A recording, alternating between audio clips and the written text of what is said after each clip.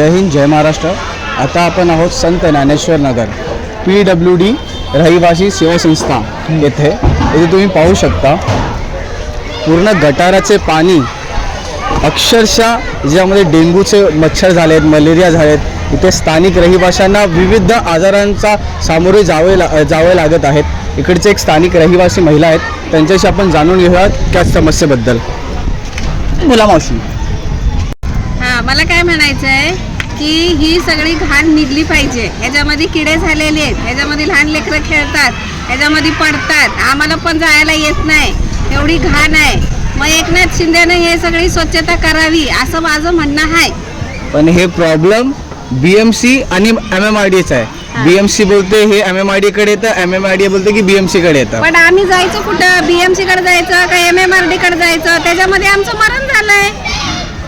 ऐकलं? तर ही समस्या स्थानिक रहिवाशांची आहे। तर मी हात जोडून विनंती करतो BMC आणि MMRDला की तुमच्या आपसी मतभेदांमध्ये तुमचं ते जे करायचं ते करा आणि हे स्थानिक रहिवाशांसाठी हे स्वच्छ करून द्या। जय हिंद, जय महाराष्ट्र। धन्यवाद।